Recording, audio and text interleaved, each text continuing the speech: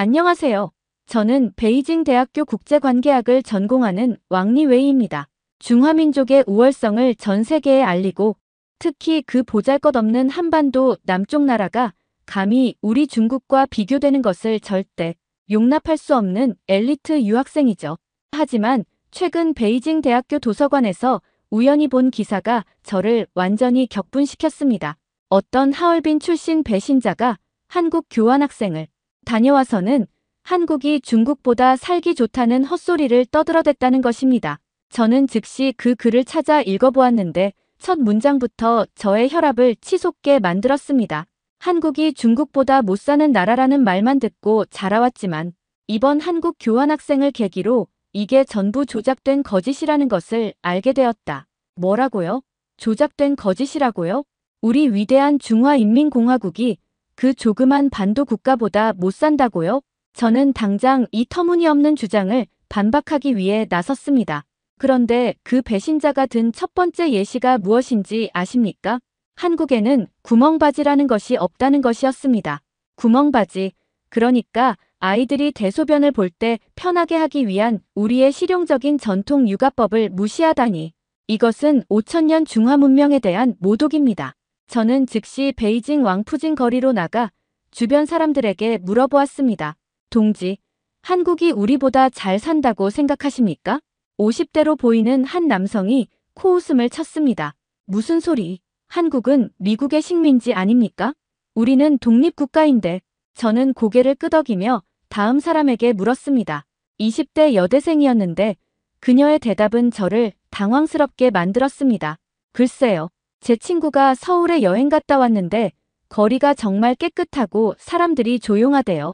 중국의 치안은 도농격차가 상당히 큰 편으로 대도시 지역은 한국, 대만, 일본, 싱가포르 수준으로 치안이 우수한 반면 시골 지역은 상대적으로 닫힌 사회의 속성을 띠기에 사건이 터져도 잘 폭로가 안 된다는 말도 있잖아요. 무슨 소리입니까? 우리 베이징이 서울보다 못하다는 겁니까? 저는 화가 나서 소리쳤습니다. 그러자 그녀는 겁에 질려 도망가 버렸습니다. 분노가 가시지 않은 저는 학교로 돌아와 인터넷으로 한국에 대해 검색해보기 시작했습니다. 그런데 검색 결과는 저를 더욱 화나게 만들었습니다. 바나나는 1에 3.27달러로 세계에서 두 번째로 비싼 편이었으며 사과와 오렌지도 각각 5.74달러, 4.59달러로 3위에 올랐다고 하더군요. 봐라. 한국은 과일도 제대로 못 먹는 가난한 나라다. 저는 승리감에 도취되어 기숙사 룸메이트에게 이 사실을 자랑스럽게 말했습니다. 그런데 산둥성에서 온 그 녀석이 뭐라고 했는지 아십니까? 형, 그런데 한국 사람들 평균 월급이 우리보다 훨씬 높잖아. 2023년 기준 한국의 전체 임금 근로자 월평균 임금은 약 364만 원으로 이것을 연봉으로 환산하면 약 4,368만 원이다라는데 닥쳐. 그건 다 조작된 통계야. 우리 중국의 통계가 더 정확해. 저는 그의 말을 무시하고 계속 검색을 했습니다. 그러던 중 정말 기가 막힌 내용을 발견했습니다. 그 하얼빈 배신자가 한국의 식혜라는 음료에 대해 떠들어댄 것입니다. 한국인은 돈이 없어서 밥에 물을 말아먹는다는 말은 아마 중국에서만 돌고 있는 말이 아닐까 싶다. 뭐라고요? 우리가 틀렸다고요? 저는 당장 학교 식당으로 달려가 요리사 아저씨에게 물었습니다. 사부님, 한국 사람들이 밥에 물 말아 먹는 거 아시죠? 요리사 아저씨는 웃으며 대답했습니다. 아이고, 그게 뭐 먹을 게 없어서 그러겠어. 식혜는 대한민국의 전통 음료 중 하나로 엿기름과 쌀밥을 같이 삭혀 만드는 곡물 음료이다라던데. 나도 한번 먹어보고 싶어. 사부님까지. 그게 어떻게 음료가 될 수 있습니까? 밥은 밥이고 물은 물이죠. 저는 배신감에 치를 떨며 기숙사로 돌아왔습니다. 그런데 복도에서 한국 유학생 박지민을 만났습니다. 평소에 저를 무시하는 듯한 태도를 보이는 녀석이었죠. 어이, 박지민. 너희 나라는 정말 밥에 물 말아 먹니? 그가 피식 웃으며 대답했습니다. 그게 식혜라는 전통 음료인데요. 숭늉은 밥솥 바닥에 눌어붙은 누룽지에 물을 붓고 한 소끔 끓여 만든 음료이다. 당신들은 모르겠지만 이건 우리만의 독특한 음식 문화예요. 독특한 음식 문화? 그냥 가난해서 그런 거 아니야? 이웃 일본과 비교해보면 신선식품 가격 차이는 더욱 두드러진다. 19개 신선기호식품 물가를 비교한 결과 서울이 도쿄보다 평균 23.9% 비쌌다는데도 우리는 여전히 다양한 음식 문화를 즐기고 있어요. 오히려 중국은 기름진 음식만 먹잖아요. 우리 중화 요리가 세계 최고인데. 저는 분노를 참지 못하고 소리쳤습니다. 그런데 박지민은 차분하게 말을 이어갔습니다. 중국인의 음식 문화는 요리 문화로 요약할 수 있다. 중식은 요리 종류가 많고 맛은 있지만 기름에 볶은 요리가 많기 때문에 느끼한 특징이 있는 반면 한식은 밥을 제외한 모든 음식이 담백하고 기름기가 적다고 하네요. 그래서 기름진 게 맛있는 거야. 제가 반박하자 그는 고개를 저었습니다. 건강을 생각해보세요. 그리고 아침 햇살은 독자적인 음료 제조법을 고안해낸 것이고 이렇게 쌀을 사용한 곡물음료를 새로 만들어내 특허를 받은 게 세계 최초라는 뜻이다. 한국이 혁신적이지 않나요? 특허? 그런 게 뭐가 대단해. 우리는 5,000년 역사가 있어. 박지민은 한숨을 쉬며 가버렸습니다. 저는 더욱 화가 나서 인터넷 카페에 글을 올렸습니다. 한국은 끝났다. 밥을 물에 말아먹는 수준이면 다행이지. 이제는 라면 스프만 타서 먹는다. 그런데 댓글들이 제 예상과는 달랐습니다. 야, 그거 한국 사람 한 명이 장난으로 올린 사진이잖아. 너무 일반화하지 마. 나 한국 갔다 왔는데 음식 진짜 맛있더라. 특히 김치는 정말. 김치? 그거 우리 중국 파오 차이를 베낀 거야. 저는 즉시 반박 댓글을 달았습니다. 그런데 또 다른 댓글이 올라왔습니다. 한국은 2015년 중간조사에서 세계 치안 1위를 차지해 국내 여러 언론이 보도했다던데 밤에 혼자 다녀도 안전하다고. 그게 뭐가 중요해? 우리도 안전해. 저는 계속 반박했지만 댓글들은 점점 저에게 불리해졌습니다. 심지어 어떤 사람은 이렇게 썼습니다. 속된 말로 자뻑이고 국뽕일 수도 있겠지만 누룽지를 별미가 아닌 일상 음식으로 연장시켜 멋들어지게 활용한 나라는 한국이다라는 기사도 있던데 저는 노트북을 닫고 침대에 누웠습니다. 도대체 무엇이 진실일까요? 우리 중국이 정말 한국보다 못한 걸까요? 아니, 그럴 리가 없습니다. 우리는 14억 인구의 대국입니다. 다음 날, 저는 국제관계학과 리 교수님을 찾아갔습니다. 리 교수님은 한국에서 박사 학위를 받으신 분이었죠. 교수님, 한국이 정말 우리보다 잘 삽니까? 리 교수님은 잠시 생각하시더니 말씀하셨습니다. 탕웨이팅, 내가 생각하는 잘 산다는 게 뭐니? 당연히 GDP가 높고 군사력이 강하고 그럼 1인당 GDP는? 삶의 질은? 문화적 다양성은?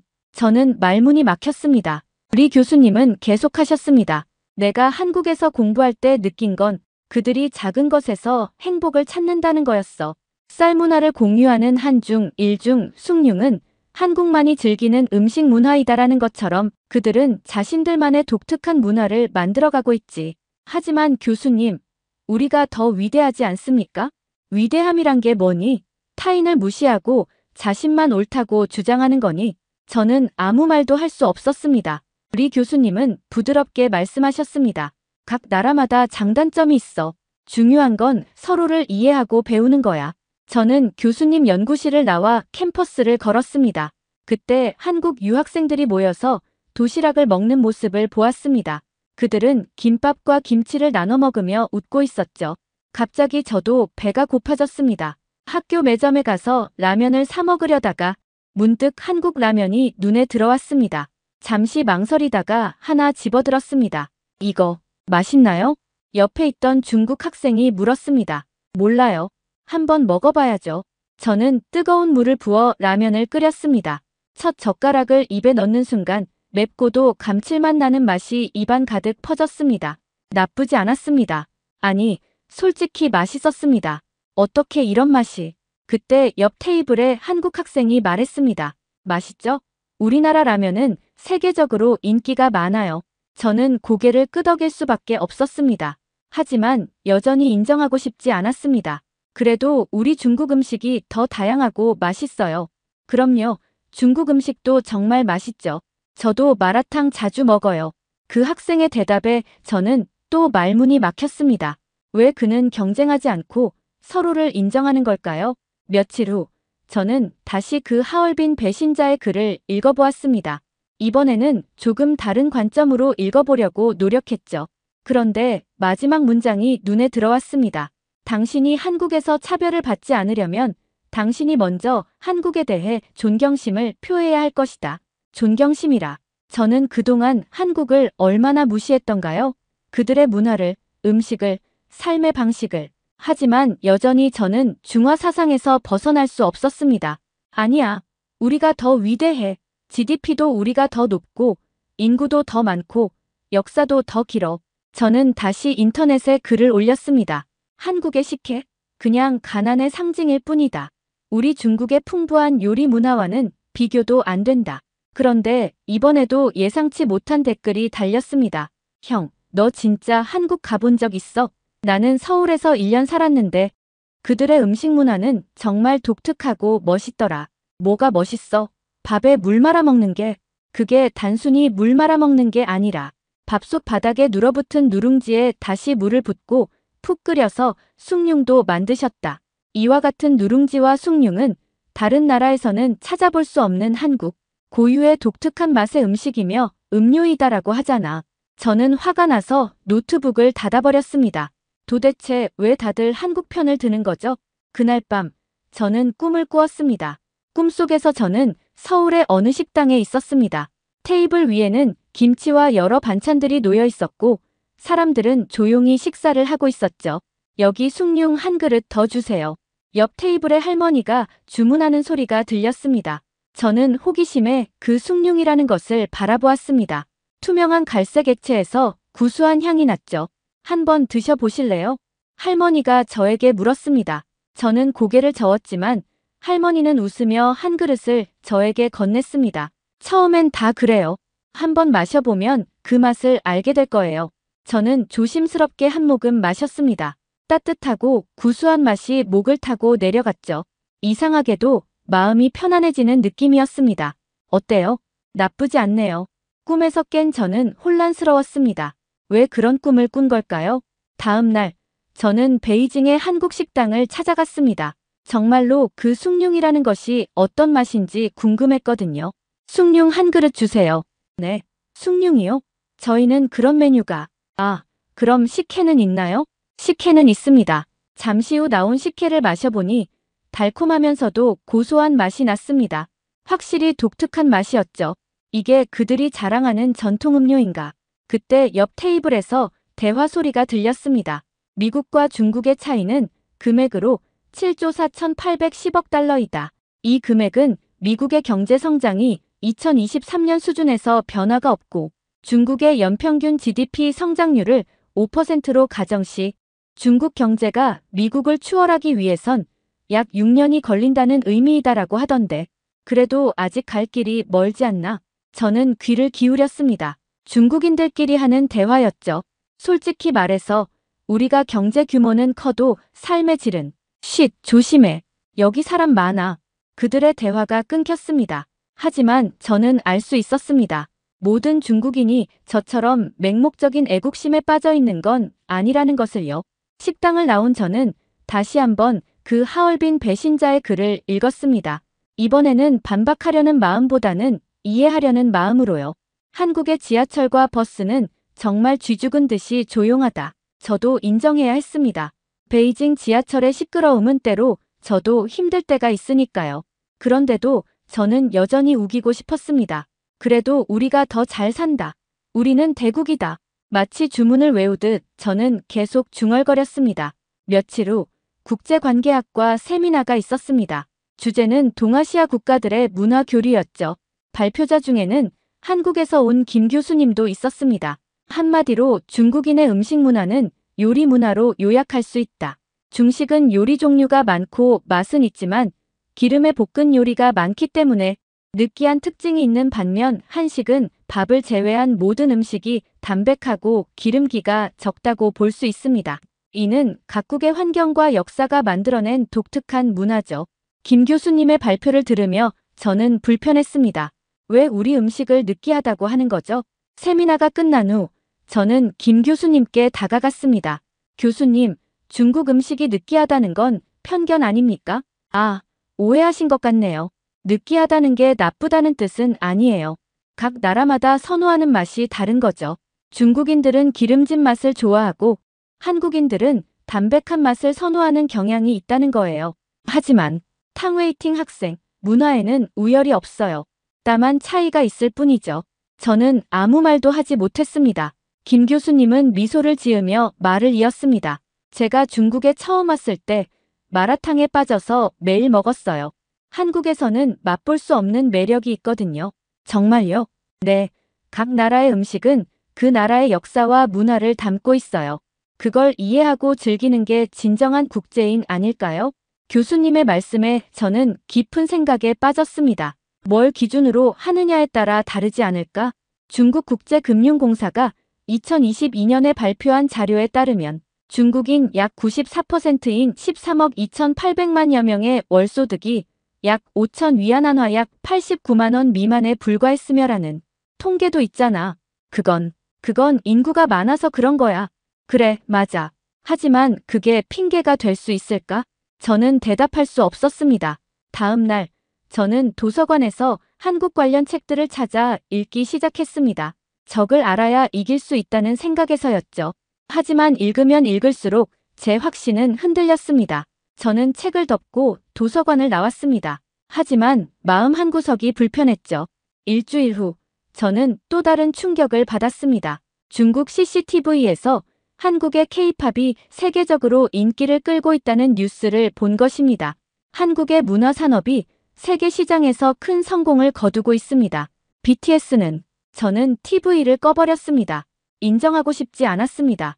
그 작은 나라가 문화적으로 우리를 앞서고 있다는 것을요. 그때 휴대폰이 울렸습니다. 어머니였습니다. 웨이팅아, 잘 지내니? 네, 엄마. 공부는 잘하고 있니? 다른 나라 학생들과도 잘 지내고? 전 아무 말도 하지 못했습니다. 왜 대답이 없니? 엄마, 한국이 정말 우리보다 잘 사나요? 전화 너머로 어머니의 웃음소리가 들렸습니다. 갑자기 왜 그런 걸 묻니? 그냥 요즘 그런 생각이 들어서요. 웨이팅아, 엄마가 어렸을 때는 정말 가난했어. 하지만 지금은 많이 좋아졌잖니. 중요한 건 누가 더 잘 사느냐가 아니라 우리가 어떻게 더 잘 살 수 있느냐야. 어머니의 말씀에 저는 할 말을 잃었습니다. 그리고 말이야, 엄마도 한국 드라마 즐겨봐. 정말 재미있더라. 엄마까지. 전화를 끊은 후 저는 한참을 멍하니 앉아 있었습니다. 그날 밤 저는 다시 인터넷에 글을 올렸습니다. 하지만 이번엔 조금 달랐습니다. 한국의 식혜와 숭늉에 대해 알아봤다. 확실히 독특한 문화인 것 같다. 하지만 여전히 우리 중국의 음식 문화가 더 다양하고 풍부하다고 생각한다. 조금은 누그러진 어조였지만 여전히 저는 중국의 우월성을 주장했습니다. 그런데 댓글들이 예상외로 긍정적이었습니다. 오, 드디어 좀 객관적으로 보기 시작했네. 맞아. 각자의 문화가 있는 거지. 굳이 비교할 필요 있나? 나는 한국 음식도 좋아하고 중국 음식도 좋아해. 둘 다 맛있잖아. 저는 댓글들을 읽으며 복잡한 심경이 되었습니다. 다음 날, 저는 박지민을 다시 만났습니다. 어제 내가 쓴 글 봤어. 조금은 생각이 바뀐 것 같네. 아직도 우리가 더 위대하다고 생각해. 박지민은 웃었습니다. 그래, 그렇게 생각해도 돼. 하지만 가끔은 다른 나라의 좋은 점도 인정하는 게 어때? 참, 다음 주에 우리 한국 학생회에서 김밥 파티하는데 올래? 중국 학생들도 초대하고 싶어서. 저는 망설였습니다. 가고 싶은 마음과 자존심이 충돌했죠. 생각해볼게. 일주일이 지났습니다. 김밥 파티 날이었죠. 저는 결국 가지 않았습니다. 하지만 기숙사 창문으로 한국 학생들과 중국 학생들이 함께 웃으며 김밥을 만드는 모습을 봤습니다. 재미있어 보이는데.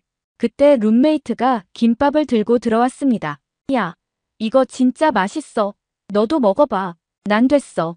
에이, 그러지 말고 한 입만 먹어봐. 저는 마지못해 한 입 베어 물었습니다. 밥과 여러 재료가 김에 쌓여있는 단순한 음식이었지만 의외로 맛있었습니다. 어때? 그냥 그래. 하지만 저는 접시에 남은 김밥을 다 먹어버렸습니다. 그날 밤 저는 일기를 썼습니다. 오늘 김밥이라는 한국 음식을 먹었다. 맛있었다. 하지만 여전히 우리 중국이 더 위대하다. 그래야만 한다. 내가 중국인이니까. 하지만 글을 쓰면서도 뭔가 허전했습니다. 정말 그래야만 하는 걸까요? 한 달이 지났습니다. 저는 여전히 중화 사상에 빠져 있었지만 예전만큼 극단적이지는 않았습니다. 가끔은 한국 음식을 사 먹기도 했고 한국 학생들과 대화도 나눴죠. 어느 날 리 교수님이 저를 부르셨습니다. 탕웨이팅, 내 최근 리포트를 봤어. 한국과 중국의 문화 비교 부분이 많이 객관적이 되었더군. 아직 부족합니다, 교수님. 부족한 게 아니라 발전한 거야. 자기 나라를 사랑하는 건 좋지만 다른 나라를 인정하는 것도 중요해. 하지만 교수님, 전 여전히 중국이 더 위대하다고 생각합니다. 리 교수님은 미소를 지었습니다. 그래, 그렇게 생각해도 돼. 하지만 위대함이란 게 다른 나라를 무시하는 데서 오는 게 아니라 서로를 인정하고 배우는 데서 온다는 걸 기억해. 저는 고개를 숙였고 교수님의 연구실을 나온 저는 깊은 생각에 빠졌습니다. 그리고 며칠 후 저는 다시 그 하얼빈 배신자의 글을 읽었습니다. 이제는 더 이상 배신자라고 부르기도 민망했죠. 그녀가 쓴 마지막 문장이 계속 머릿속을 맴돌았습니다. 당신이 한국에서 차별을 받지 않으려면 당신이 먼저 한국에 대해 존경심을 표해야 할 것이다. 존경심. 제가 다른 나라에 존경심을 가져야 한다고요? 말도 안 되는 소리입니다. 하지만 왜인지 그 말이 계속 생각났습니다. 어느 날 저녁, 저는 베이징의 한 카페에서 공부하고 있었습니다. 그때 옆 테이블에서 들려온 대화가 귀에 들어왔죠. 나 다음 달에 한국으로 교환학생 가. 부럽다. 나도 가고 싶은데. 한국 정말 좋다던데. 특히 카페 문화가 발달했다고 하더라. 저는 참지 못하고 끼어들었습니다. 한국이 뭐가 좋아요? 우리 중국이 훨씬 좋은데. 그들은 놀란 표정으로 저를 쳐다봤습니다. 그냥 다른 나라 경험해보고 싶어서요. 중국에서 다 경험할 수 있어요. 우리나라가 얼마나 넓고 다양한데. 분위기가 어색해졌습니다. 그들은 조용히 자리를 떠났죠. 저는 혼자 남아 커피를 마시며 생각했습니다. 내가 왜 이렇게 됐을까? 그때 휴대폰이 울렸습니다.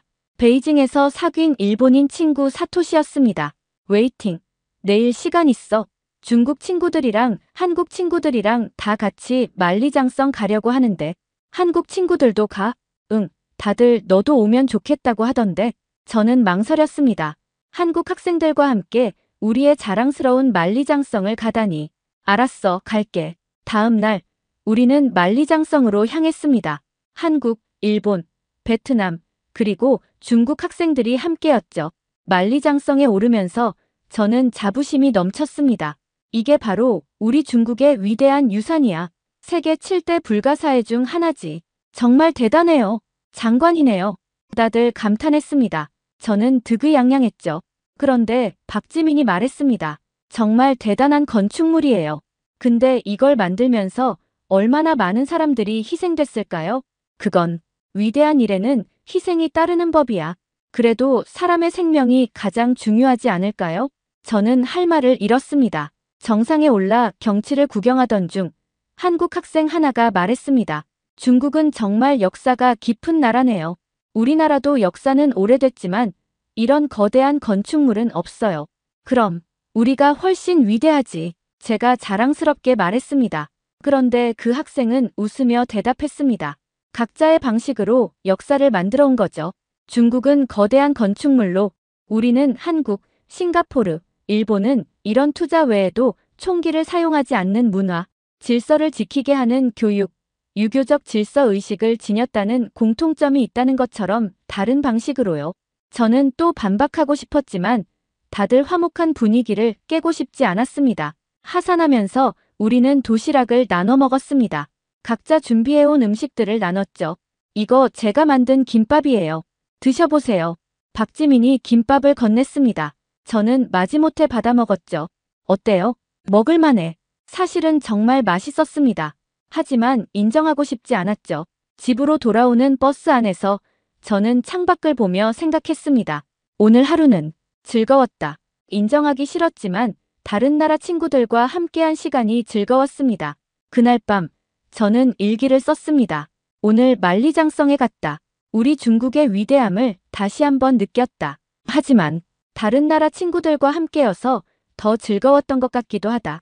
이상한 기분이다. 며칠 후 국제관계학과에서 특별 강연이 있었습니다. 주제는 21세기 동아시아 국가들의 소프트 파워였죠. 강연자는 유명한 국제 정치학자였습니다. 오늘날 국력은 단순히 경제력이나 군사력으로만 측정되지 않습니다. 문화적 영향력, 즉 소프트 파워가 중요하죠. 예를 들어 한국의 K-팝, K-드라마는 저는 불편한 마음으로 들었습니다. 왜 하필 한국을 예로 드는 거죠? 중국도 최근 소프트 파워 강화에 노력하고 있지만 아직 한국이나 일본에 비해서는 잠깐만요. 저는 손을 들고 일어났습니다. 중국은 5천년의 역사와 문화를 가지고 있습니다. 어떻게 한국과 비교할 수 있습니까? 강연자는 차분히 대답했습니다. 물론 중국의 전통 문화는 위대합니다. 하지만 현대 문화 산업에서의 경쟁력은 다른 문제죠. 전통과 현대를 구분해서 봐야 합니다. 하지만 예를 들어보죠. 전 세계 젊은이들이 BTS의 노래를 따라 부르고 한국 드라마를 보며 한국어를 배웁니다. 이것이 바로 소프트 파워의 힘입니다. 저는 더 이상 반박할 수 없었습니다. 사실이었으니까요. 강연이 끝난 후 리 교수님이 저를 부르셨습니다. 탕웨이팅. 오늘 강연에서 내가 한 질문, 좋은 문제 제기였어. 하지만 제대로 반박하지 못했습니다. 그게 현실이야. 우리가 인정해야 할 부분은 인정해야 해. 교수님도 한국이 우리보다 낫다고 생각하십니까? 낫다, 못하다의 문제가 아니야. 각자 잘하는 분야가 다른 거지. 우리는 그들에게서 배울 점을 배우고 우리의 강점을 더 발전시켜야 해. 저는 고개를 숙였습니다. 머리로는 이해가 되지만 마음으로는 여전히 받아들이기 어려웠죠. 그날 저녁, 저는 기숙사 휴게실에서 TV를 보고 있었습니다. 중국 CCTV에서 한국 드라마를 방영하고 있었죠. 왜 우리나라 방송국에서 한국 드라마를 틀어주는 거야? 짜증이 났지만 왠지 채널을 돌리지 못하고 계속 봤습니다. 너도 이거 봐. 룸메이트가 와서 앉았습니다. 그냥 할 일이 없어서. 나는 완전 팬이야. 스토리가 정말 탄탄하더라. 우리는 함께 드라마를 봤습니다. 인정하기 싫었지만 재미있었습니다. 다음 날 저는 도서관에서 공부하다가 한국 관련 서적 코너를 지나갔습니다. 그동안은 일부러 피했던 곳이었죠. 호기심에 책 한 권을 꺼내 들었습니다. 한국의 경제 발전과 문화 산업이라는 제목이었죠. 읽다 보니 놀라운 내용들이 많았습니다. 한국이 전쟁의 폐허에서 어떻게 경제 강국이 되었는지, 어떻게 문화 강국이 되었는지, 우리보다 땅도 작고 인구도 적은데, 그때 누군가 제 어깨를 두드렸습니다. 박지민이었습니다. 한국 책 읽고 있네. 그냥 적을 알아야 이긴다고. 박지민은 웃었습니다. 적이 아니라 친구로 생각하면 안 될까? 참, 다음 주에 한국 전통문화 체험 행사 있는데 올래? 한복도 입어보고 전통 게임도 해볼 수 있어. 저는 망설였습니다. 가고 싶은 마음과 자존심이 또 충돌했죠. 생각해볼게. 일주일 후, 저는 결국 그 행사에 갔습니다. 순수한 호기심을 이기지 못했죠. 행사장에는 많은 학생들이 있었습니다. 한복을 입어보는 코너, 전통 게임을 하는 코너, 한국 전통 음식을 맛보는 코너. 어서 와. 한복 입어볼래?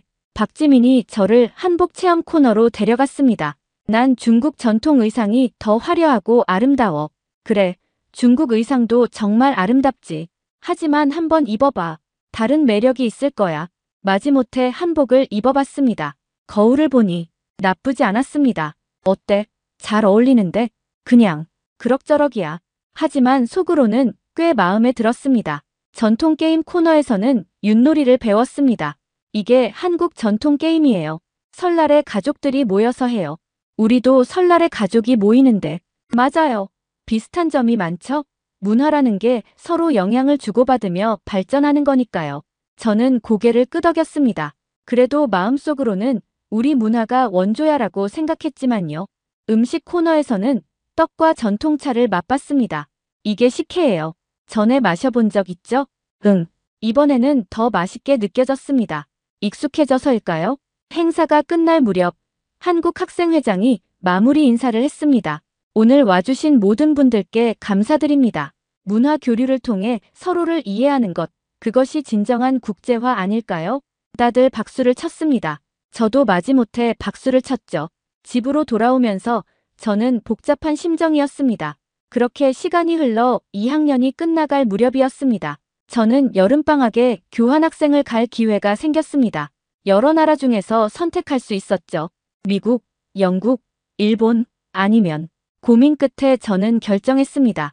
한국. 네, 저는 한국을 선택했습니다. 룸메이트는 놀랐습니다. 진짜? 너가 한국을? 그동안 비판만 했는데 직접 가서 봐야겠어. 대단한 결정이야. 부모님께 전화를 드렸습니다. 뭐?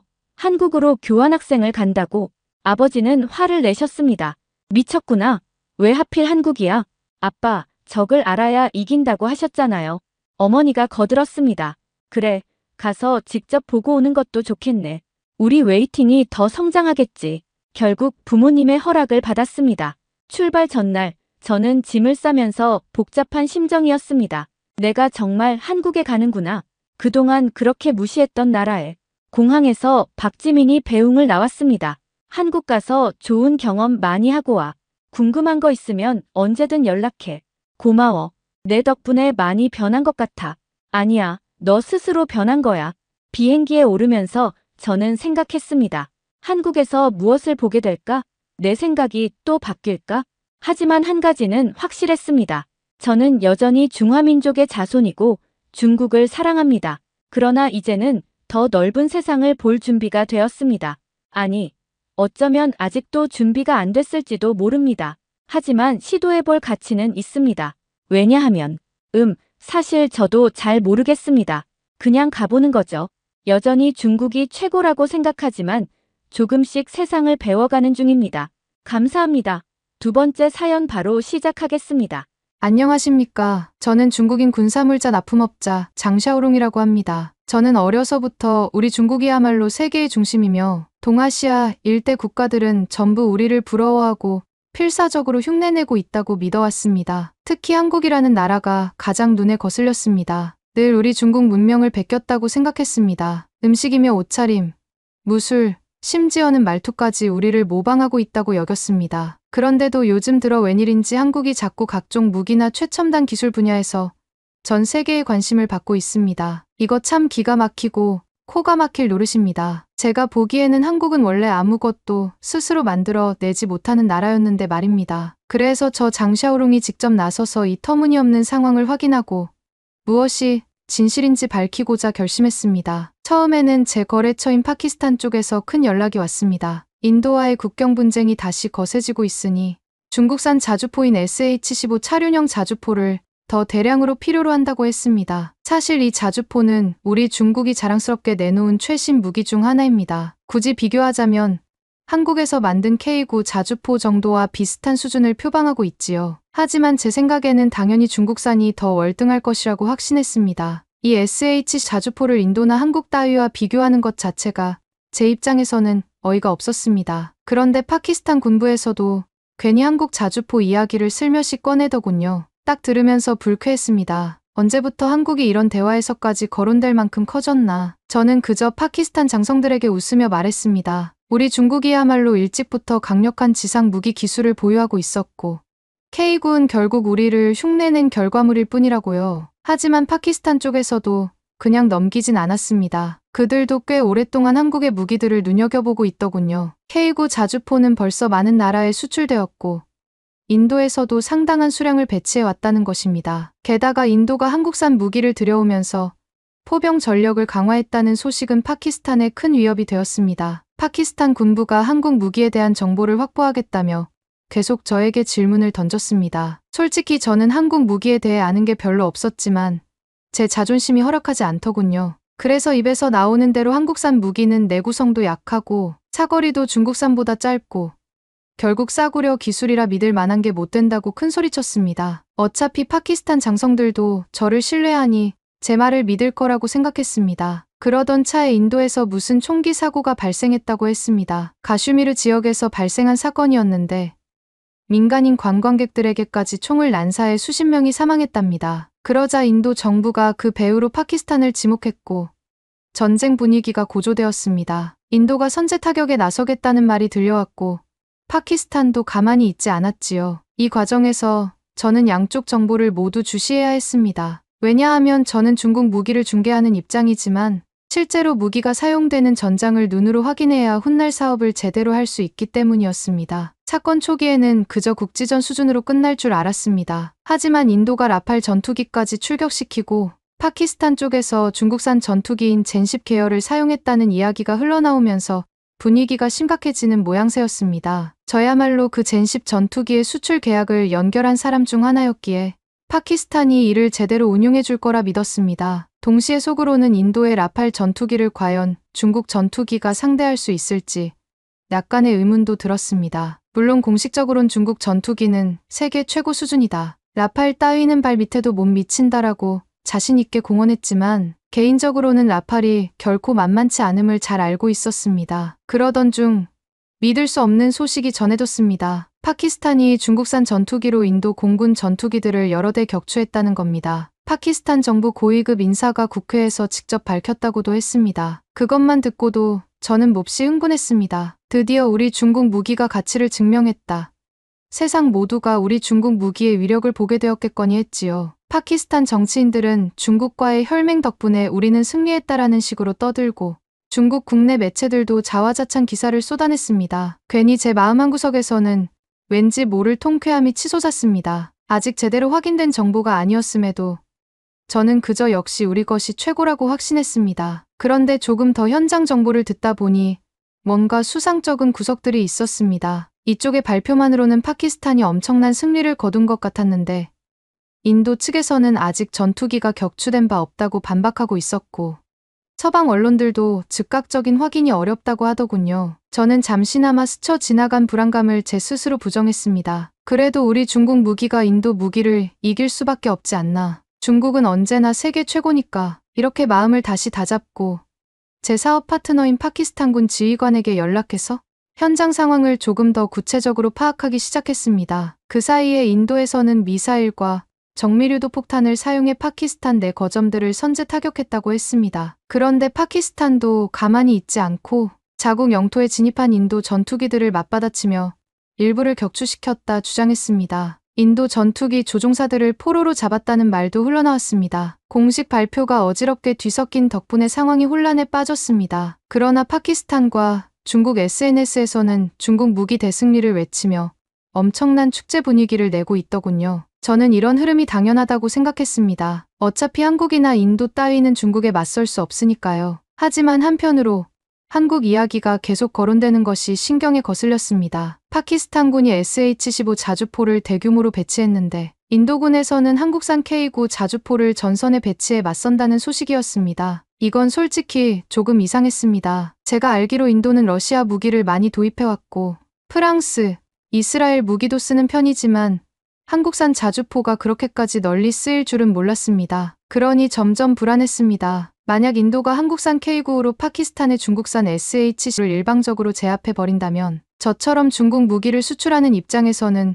큰 이미지 타격이 불가피했습니다. 어차피 무기라는 건 성능 평판이 시장을 좌우합니다. 만약 한국이 더 우수하다는 것이 드러나면 앞으로 중국 무기가 입지를 잃을 게 뻔했습니다. 저는 절대로 그럴 리 없다고 믿었습니다만 파키스탄 장성들도 내심 걱정하더군요. 그들은 한국 자주포가 평가가 좋던데 실제로 얼마나 대단한가라고 제게 물었습니다. 당연히 저는 그냥 언론 플레이일 뿐이다. 실제 전장에서 검증되면 중국산이 훨씬 우수하다라며 코웃음을 쳤습니다. 한국은 원래 중국을 흉내내는 나라다. 무엇이든 베끼기만 할 뿐 독자적 기술력 따위는 없다라고 큰 소리로 덧붙이기도 했습니다. 파키스탄 측은 제 말을 고지곳대로 믿고 싶어 하면서도 계속해서 인도의 K9 실전 운용 사례들을 찾아보더군요. 제가 아무리 깎아내려도 그들은 객관적인 자료에 더 관심을 보였습니다. 그 자료라는 게 한국이 여러 나라에 K9를 수출하고 북유럽, 동유럽, 중동 등지에서 실전 경험이나 혹독한 환경 테스트를 거쳤다는 내용이었습니다. 나중에는 분당 발사 속도나 이동 후 재배치 속도가 SH-5보다 빠르다는데 맞느냐라는 질문을 하기도 했습니다. 저는 화가 치밀어 올랐습니다. 감히 중국 무기가 한국산 따위에 밀릴 리 없다고 생각하니 이런 질문 자체가 모욕처럼 느껴졌습니다. 그러던 중 인도와 파키스탄 사이의 전선이 더욱 치열해졌습니다. 실시간으로 들려오는 소식에 따르면 양측의 포병들이 국경 지역에 몰려들어 서로 불꽃 튀는 사격 훈련을 펼치고 있다 합니다. 파키스탄군이 중국산 SH-10 자주포를 대량 배치한 동시에 인도군은 한국산 K9 자주포를 주력으로 전선에 배치했습니다. 마치 둘 다 진짜로 자신의 우수성을 증명하려는 듯 보였습니다. 파키스탄군은 중국의 자주포가 훨씬 기동성이 좋고 사거리도 길다. 게다가 경량이라서 수송기가 손쉽게 운반할 수 있다라며 자신감을 드러냈습니다. 한편으로 인도군에서는 K9는 이미 여러 전투 환경에서 입증된 모델이고 사거리와 명중률, 그리고 재장전 속도 면에서 최고 수준이다라고 발표했습니다. 저는 이 뉴스를 보면서 정말로 신경이 곤두섰습니다. 뭔가 잘못되어 가고 있다는 느낌이 커졌습니다. 아무리 저와 중국이 최고라 믿어도 한국이라는 나라가 생각보다 세계적으로 인정받고 있다는 게 불편했습니다. 파키스탄의 SH-15 포대가 실제 전선에서 발사, 테스트를 진행하는 장면을 목격한 몇몇 전쟁 전문 기자들은 꽤 긍정적으로 평가했는데 인도 쪽 K9 포대의 사격 모습은 그것을 뛰어넘는 수준이라며 극찬을 이어가고 있었습니다. 저는 저 나름대로 현장 군인들과 연락하며 확인했는데 이미 포격전에서 K9 쪽이 정확도와 연사 속도 면에서 압도한다는 말이 흘러나왔습니다. 하지만 저는 결코 인정할 수가 없었습니다. 분명 우리 중국산 무기가 어떤 상황에서든 앞설 테니 그들이 잘못된 정보를 입수한 거라 강하게 주장했습니다. 특히 인도가 한국 K9 포를 운영한다는 사실을 두고도 그건 한국이 어차피 우리 중국 기술을 훔쳐서 만든 것이라고 거짓말에 가까운 이야기를 퍼뜨렸습니다. 그래야만 제 자존심이 조금이라도 유지되었으니까요. 며칠이 흐르고 분쟁의 긴장감이 더 고조되었습니다. 파키스탄 쪽이 인더스강 유역을 비롯해 군수물자를 공급받는 루트가 막힌 데 대한 보복으로 미사일 공격을 감행하기 시작했습니다. 인도도 보복에 나섰고 치열한 국경 포격전이 벌어졌습니다. 생생한 영상들이 전 세계 언론에 보도되는 와중 한국산 K9 포대의 탄착군이 얼마나 정교한지에 대한 칭찬이 쏟아졌습니다. 반면 중국산 SH-10 포대가 정확도 면에서 K9를 약간 따라가지 못한다는 평가가 슬슬 나오기 시작했습니다. 이것이 제게는 치명적이었습니다. 제가 얼마나 파키스탄 측의 SH-15를 호평하며 대량으로 팔았는데 실제 전투에서 한국산에 밀리기라도 하면 제가 바보가 되는 꼴이니까요. 게다가 파키스탄도 한국 무기에 관심을 갖게 될 수 있다는 두려움이 스멀스멀 올라왔습니다. 심지어 SNS에서는 두 무기를 직접 비교한 자료가 엄청나게 돌아다니고 있었습니다. 군사 전문가들이 K9는 52구 경장 155mm 자주포로서 날탄이나 로켓 추진 탄약을 사용할 경우 사거리가 상당히 길며 자동화된 재장전 시스템 덕에 사격 간격이 매우 짧다고 분석했습니다. SH-15 역시 52구 경장 155mm 포를 사용하지만 실제 탄약이나 기동성, 그리고 전장 환경에서 얼마나 유지 보수가 잘 이뤄지느냐 하는 부분에서 K9의 한 수 위라는 평이 꽤 많았습니다. 저는 이른바 전문가라는 이들의 발언이 전부 음모라고 주장했습니다. 한국의 로비가 분명히 깔려 있다. 객관적인 평가는 절대 아니라고 제 목소리를 높여 부정했습니다. 하지만 시간이 흐를수록 전 세계 언론에서는 한국산 K9의 인도의 국경 방어에서 큰 공을 세우고 있으며 파키스탄이 SH-15를 내세웠는데도 꽤 위축된 모양새라는 보도를 내놓았습니다. 파키스탄 일부 지휘관이 직접 말하기를 SH-15 나쁘지 않지만 인도의 K9 사격이 워낙 날카로워 긴장할 수밖에 없다는 내용이었죠. 그런 소문이 퍼지면서 저한테도 곤란한 전화가 쏟아졌습니다. 중국 무기를 구매하려고 했던 몇몇 아프리카 국가의 군, 고위 관계자들이 한국산을 한번 고려해 봐야겠다라며 제게 이야기해 왔습니다. 제가 필사적으로 말렸습니다. 한국산은 어설픈 기술이고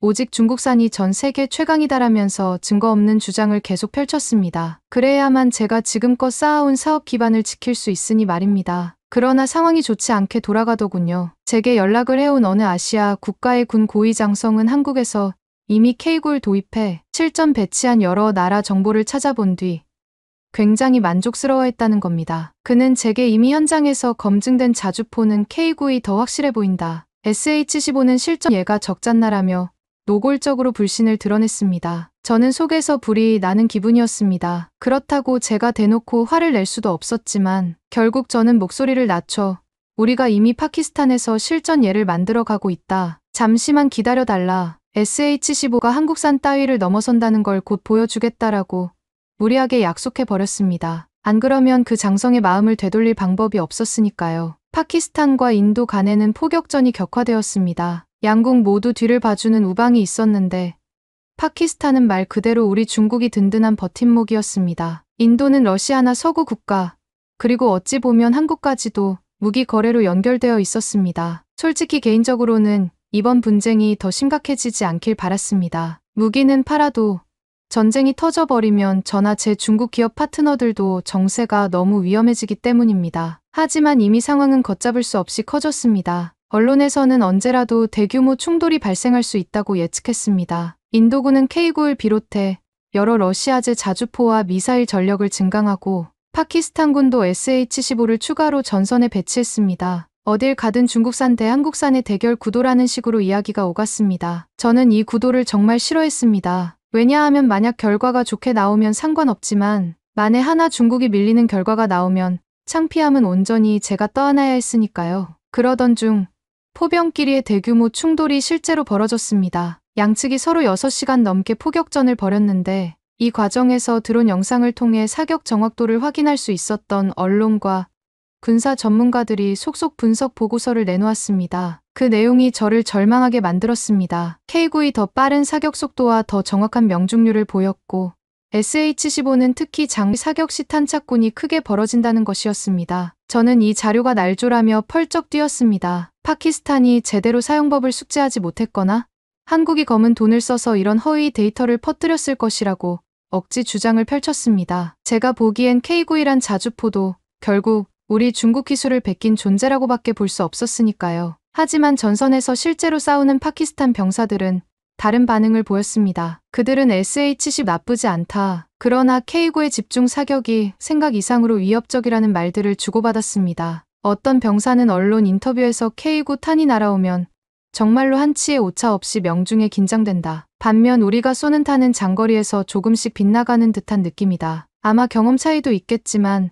포 자체의 성능도 있는 것 같다고 했다고 전해집니다. 제가 이 말을 들었을 때 얼마나 분통이 터졌는지 모릅니다. 파키스탄 따위가 제 말을 어찌 믿지 않고 한국 무기를 칭찬하는 언론 인터뷰를 하다니 저로서는 배신감을 느꼈지만 사실 그들도 살기 위해서는 더 나은 무기를 원했을 뿐이겠지요. SNS와 전세 언론에서는 K9 대 SH-15 승자는 과연 누구인가라는 헤드라인이 계속 쏟아졌습니다. 이전에는 K9이 여러 나라에 수출되면서 세계 최강 자주포라는 별칭을 얻었고 SH-15는 이제 막 중국과 파키스탄의 협력을 통해 실전 배치된 무기였습니다. 그래서 사람들은 이번 기회를 통해 양쪽을 비교하고자 했습니다. 자연스레 언론 노출은 엄청났고 저는 그 결과가 너무 두려웠습니다. 저희 사업적 명성과 자존심이 달린 문제였으니까요. 인도 현지 언론은 K9이 대단한 활약을 보였다고 적극 보도했습니다. 정확도와 신속성이 뛰어나다며 방산 전문가들도 수많은 인터뷰에서 찬사를 보냈습니다. 파키스탄 지휘부는 한편으로 우리 중국산 무기를 띄우려 애썼지만 전황 자체는 인도 쪽이 조금 우위를 점해 가는 양상이었기에 설득력이 약해 보였습니다. 저는 어떻게든 이 국면을 뒤집어 보려고 중국 방산 기업들과 접촉했습니다. SH-15의 성능 개선 버전을 빨리 내놓을 수 없겠느냐고 애원했습니다. 하지만 그들에게서 돌아온 답변은 지금 당장은 무리다. 이미 파키스탄에 수출된 물량을 회수해 개량할 수도 없다라는 시큰둥한 말이었습니다. 당연히 저도 할 말이 없었죠. 전선에서는 계속 교전이 벌어지니 무기를 빼서 업그레이드할 수는 없으니까요. 그 사이에 인도군은 한국산 K9를 추가로 더 들여와서 전선에 배치한다는 소식까지 흘러나왔습니다. 그러면서 이미 K9를 통해 확보한 성능 데이터가 확실하게 신뢰할 만하니 100대 이상을 더 구매하겠다는 이야기가 들렸습니다. 저는 이 소식에 진저리가 났습니다. 도대체 한국이라는 나라는 어떻게 이 무기를 이렇게 잘 만들어낸 것인가? 분명 중국이 오래전부터 자주포 기술을 연구해왔고 대륙의 자존심이라는 기치를 내걸었는데 왜 이런 결과가 나오는 건지 도무지 이해가 안 갔습니다. 혹시 한국이 서방 국가들의 기술을 전부 훔쳐 만든 게 아닌가 하는 의심이 들었습니다. 분명히 그렇다고 생각했습니다. 원래 한국은 우리 중국을 베끼는 데다가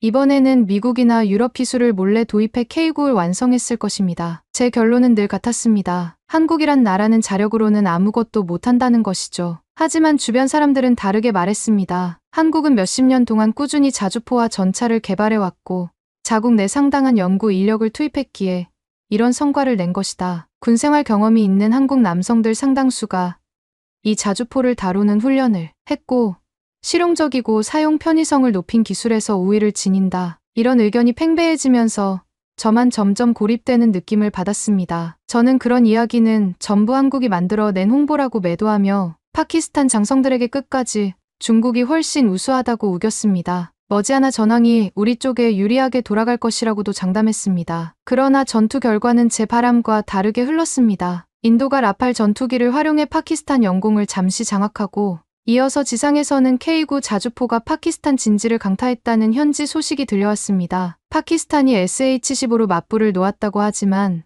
애초에 인도가 먼저 포탄을 쏟아부어 지휘시설과 탄약 보급 지점을 타격했다는 말이 나왔습니다. 그 결과 지휘 체계가 혼란스러워져 우리 중국산 자주포도 제대로 된 반격 태세를 갖추지 못했다는 분석이었습니다. 한마디로 작전의 완성도에서 K9 쪽이 한 수 앞선 듯 보였는데 저는 이것이 파키스탄의 실수라고 주장했습니다. 무기를 아무리 좋아도 운용하는 측이 바보 같으면 결국 망한다. SH-15는 한국산보다 더 뛰어나지만 파키스탄이 그걸 제대로 다루지 못하고 있다고 변명했습니다. 제게 돌아오는 반응은 그저 자기 합리화 아니냐는 시선뿐이었습니다. 중국 현지 SNS에서는 파키스탄이 인도 전투기들을 대거 격추시켰다는 자화자찬 글이 한동안 올라왔지만 전선 상황은 점차 인도가 우세하다는 쪽으로 굳어지는 분위기였습니다. 결국 파키스탄 고위층에서도 분쟁이 장기화되면 경제적으로 막대한 부담을 지게 되고 지상전에서 한국산 자주포의 위협이 심각하다는 점을 인정하기 시작했습니다. 물론 제가 보기엔 그들이 너무 나약한 겁니다. 조금만 더 버티면 우리 중국이 압도적 화력 지원을 제공할 수도 있는데 파키스탄이 겁을 먹고 우왕좌왕하는 바람에 계속 밀리는 것입니다. 저는 속으로 그들을 무능하다고 욕했습니다. 한국에 밀릴 리가 없는데도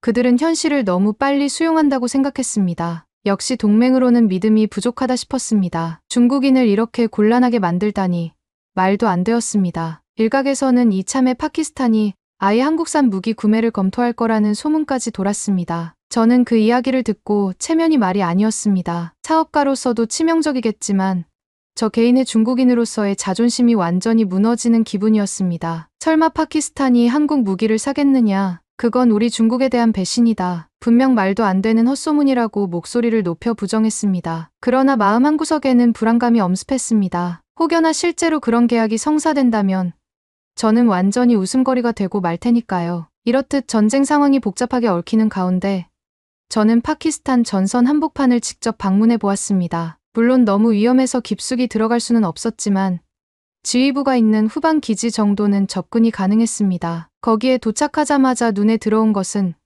예비로 대기 중인 SH-15 자주포 면문이었습니다. 파키스탄 병사들은 자주포 앞에서 잔뜩 긴장한 표정이었습니다. 저는 그들에게 다가가서 이런저런 사기를 북돋우려 했습니다. 이 무기는 세계 최고다. 감히 K9이 넘볼 수 없다. 자부심을 가지고 싸우라라고 말했지요. 그러나 병사들 표정은 어두웠습니다. 이미 전장에서 다른 부대가 K9 포격에 큰 타격을 입었다고 했습니다. 그러나 저는 끝까지 이건 너희의 잘못된 운용 탓이다. SH-15가 아니라 K9이 당연히 떨어진다라고 우겼습니다. 설계가 비슷하긴 해도 중국이 한 수이다. 한국의 기술 따위는 중국이 오래전에 확보했던 것이라고 계속 주장했습니다. 그때 지휘부에서 근무하던 한 파키스탄 장교가 조심스레 말을 걸어왔습니다. 장샤오룽 씨, 솔직히 말해 우리는 K9의 재장전 속도와 사격 정확도가 아주 뛰어나다고 느끼고 있다. SH-15와 비등비등할 줄 알았는데 실제로는 조금 밀리는 것 같다라고요. 저는 그 말을 듣자마자 화를 내며 말도 안 된다. 분명 사용상의 문제나 훈련 부족 탓이다. 게다가 한국은 마케팅을 너무 잘해서 과장된 명성을 얻고 있을 뿐이라고 몰아붙였습니다. 장교는 난처한 표정을 지으며 물러났습니다. 심지어 그는 도움받을 길이 있다면 한국 기술자들을 찾아보고 싶다는 말을 흘렸는데 제 분노를 불러일으키기에 충분했습니다. 저는 다시 한번 한국은 늘 중국의 뒤를 졸졸 따라다니는 나라다. 제발 멍청한 생각하지 말아라라고 호통을 쳤습니다. 그렇게 저는 파키스탄 지휘부에서 중국 무기가 얼마나 우수한지 한국은 우리가 시작한 것을 뒤늦게 흉내낸 것에 불과하다는 주장을 되풀이했습니다. 처음에는 꽤 많은 사람들이 제 말에 호응해 주었습니다. 왜냐하면 그들 역시 중국의 지원과 투자가 절실했기 때문이죠. 그런데 며칠 후 전선에서 추가 전투 보고가 들어왔습니다. K9 자주포가 다시 한번 파키스탄 진지를 정밀 타격했고 SH-15 포대가 반격을 시도했지만 제대로 이루어지지 못했다고 했습니다. 사상자도 만만치 않았고 탄약이 떨어져 보급이 늦어지는 등 총체적 난국이었습니다. 지휘부 분위기가 심각하게 가라앉자 저에게 돌아오는 시선은 곱지 않았습니다. 중국 무기면 대등하게 싸울 수 있다더니 왜 이 모양인가라고 묻는 눈빛이었습니다. 저는 그 모든 비난을 한국 쪽이 퍼뜨린 음모론 탓으로 돌렸습니다. 정보전에서 우리가 뒤통수를 맞은 것이라고 외쳤지요. 한국이 백방으로 로비해서 파키스탄 군부의 전력 분석을 흩뜨려 놓았다. 그래서 오판이 잦았던 거다. 사실 SH-15는 충분히 K9을 이길 수 있다라는 말도 안 되는 소리를 늘어놓았습니다. 주위 인사들은 고개를 갸웃거렸지만 제가 중국인이고 무기를 공급해주는 위치이니 겉으로 티내지 않았습니다. 그러나 제가 보기에도 상황은 훨씬 복잡했습니다. 뭐든지 한국 탓으로 몰아붙인다고 해결될 일은 아니었으니까요. 그럼에도 저는 그저 제 자존심과 사업적 위신을 지키기 위해 허세를 부릴 수밖에 없었습니다. 거기서 끝이 아니었습니다. 인도 쪽 라팔 전투기가 파키스탄 영공을 한 번 더 침투했을 때 파키스탄이 중국산 전투기로 격추했다고 발표했지만 나중에 드러난 정보에 따르면 실제로는 제대로 대응하지 못하고 허둥댔다는 정황이 밝혀졌습니다. 저는 곧장 파키스탄 측 자료가 조작된 게 아니냐며 우리가 라팔 전투기를 맞추지 못했을 리가 없다고 극구 부정했습니다. 사실 파키스탄 군인들도 공중전 상황이 다급하니 근거 없이 자화자찬 발표를 했을 수 있습니다. 그렇게라도 사기를 유지해야 한다고 본 거죠. 그러나 그것이 서서히 드러나자 저는 더더욱 코너에 몰리는 기분이었습니다. 중국산 제2계열 전투기가 라팔을 완벽하게 압도했다는 선전이 다 거짓이면 대체 저는 무엇을 믿고 세계에 중국 전투기를 홍보할 수 있겠습니까? 파키스탄 내부에서는 이런 말이 나왔습니다. 중국 무기는 가성비가 좋은 편이지만 기술적으로 서방이나 한국 무기를 뛰어넘기는 아직 어려운 것 같다. 저는 그 말에 또 발끈했습니다. 한국 무기는 본질적으로 중국 것을 훔쳐간 것이니 절대 서방이라는 말에 끼워 넣으면 안 된다라고 주장했습니다. 하지만 사람들은 저를 더 이상 진지하게 여기지 않았습니다. 저는 도무지 이해가 안 갔습니다. 왜 파키스탄이, 왜 세계가 한국을 이토록 칭찬하는 걸까? 저에게는 그저 한국이 약소국 주제에 중국 문화를 빼앗고 온갖 것을 모방만 해온 나라라는 인식밖에 없었는데 말입니다. 전선 상황은 갈수록 인도에 유리하게 흘러갔습니다. 파키스탄도 분발했지만 경제적 악재와 국제사회의 압박으로 인해 크게 불리해졌습니다. 저는 그 와중에도 끝까지 중국 무기의 우월함을 증명할 기회를 엿봤습니다. 파키스탄이 대규모 역습을 통해 SH 자주포로 K9을 박살 내 주길 바랐습니다. 그래야 전 세계에 역시 중국이 최고라고 선전할 수 있겠지요. 하지만 전선은 제 마음대로 움직여주지 않았고 결국 파키스탄 내부에서도 휴전 분위기가 퍼져버렸습니다. 더 이상 싸워봤자 뚜렷이 이득을 볼 게 없다. 한국산 무기에 계속 당하기만 한다면 곤란하다는 실질적인 목소리가 높아진 것입니다. 저는 억울했습니다. 중국은 인구도 훨씬 많고 군사력도 강대하며 역사도 긴 나라입니다. 어떻게 해서 이 지경이 된 것인지 도무지 납득할 수 없었습니다. 한국이 언제부터 이렇게 무기 분야에서 손꼽히는 나라가 되었나. 우리가 세계 최고로 믿는 이론과 기술이 전장에서 빛을 못 보는 건 파키스탄이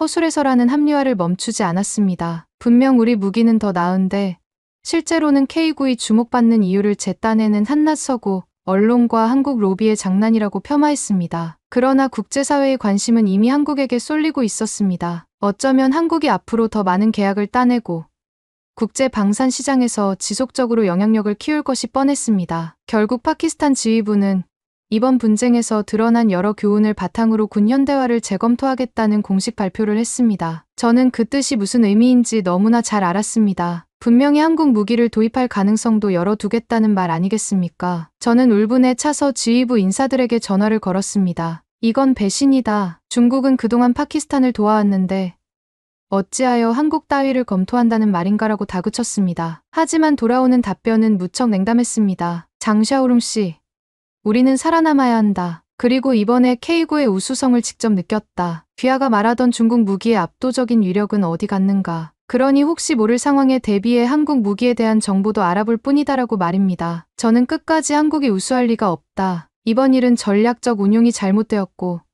서구 미디어가 편파 보도한 탓이라고 목소리를 높였습니다. 하지만 상황을 돌아보면 K9이 실전에서 내놓은 성적표가 너무 분명했습니다. 저는 더 이상 합리적 주장이라고 할 만한 근거를 찾기가 힘들었습니다. 그래도 중국이 만들어 낸 무기를 욕할 수는 없었습니다. 그래서 저는 계속 어깃장을 놓았습니다. 한국 무기는 사실상 중국이 일찌감치 다 개발해 둔 것을 짜깁기 한 것이다. 언젠가는 진실이 밝혀질 테니 두고 봐라. 전 세계가 한국의 거짓말에 속고 있는 것이라고 말도 안 되는 음모론을 퍼뜨렸습니다. 파키스탄 장교들은 피곤하다는 듯 고개를 저었습니다. 저를 상대하려 들지 않았습니다. 마지막까지도 저는 결코 한국이 우리 중국보다 우월하다는 사실을 인정할 수 없었습니다. 전 세계 언론이 뭐라고 떠들든 한국이 전통문화니 무기 기술이니 우수하다고 치켜세우든 저는 절대 믿지 않기로 했습니다. 어쩌면 제가 중국인으로 태어날 때부터 주입받은 세계관 때문인지도 모르겠습니다. 중국은 불멸의 대국이고 한국은 우리를 따라잡을 수 없다는 생각 말입니다. 지금 이 분쟁에서도 한국산 자주포가 좀 두각을 나타낸 것처럼 보이는 건 단지 운이 좋았을 뿐이라 생각했습니다. 파키스탄이 제대로 준비만 했어도 SH-15 훨씬 강력했을 거라고요. 그리고 저는 이런 논리를 바탕으로 곧 우리가 더 강력한 무기를 내놓으면 한국 따위는 이길 수밖에 없다라고 파키스탄 측 인사들에게 설파하고 다녔습니다. 그래서 저는 오늘도 중국 공장에서 새롭게 연구 중인 기술 자료들을 찾아보며 한국을 뒤집을 만한 혁신 무기가 나오기만을 기다리고 있습니다. 감사합니다.